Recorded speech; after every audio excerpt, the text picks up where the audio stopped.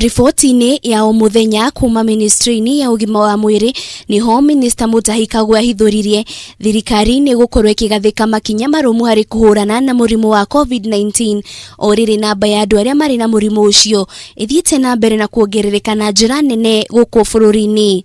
Wiki hii kabla haijaenda, serikali itatoa amri zingine ndio tuone kwamba tuhakikishe tumekwamisha hii virusi. Tariki 25 mweri muhituku niguo ahuri biashara na makiria muno a mikawa-ini macokirwo ni mwihoko wa kuriukia biashara ciao thutha wa mutongoria wa bururi kuga mikawa ni kuhingurwo indi makiheo mitaratara iria magirirwo ni kurumirira.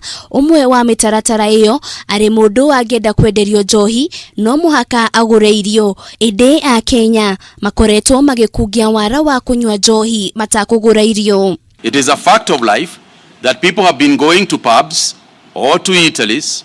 They order one sausage with 2 beers. They eat that one sausage. Anakula hiyo sausage moja na bia mbili. Anatoka hapo, anaingia hoteli ingine. Huko anakula bia mbili ingine na sausage ingine moja. Anaingia ingine, anauliza chungwa. Ati sasa ni dessert. Na ingine mbili. Now, my friends, kusema kweli sasa hiyo ni what are you doing? Mukaana wa kafyu uria wambiriirie kurutithio wira tariki 27 mweri wa gatatu akenya amwe ni magete gutia mukaana uyu uate mathaini ma thaa 1 hwaini ni kurakorwo na muhatikano wa ngari matauni-ini matiganite na akenya magitabania mihang'o itagiriire gutabanio mathaini macio. Mutahi akiuga ni magutacukirio makinya make watho. We begin to observe people believing for some odd reason, without any sort of announcement, people just start to believe that 7:30 is okay, and you can actually see people jogging at 7:30, 8 o'clock, and this is curfew hours.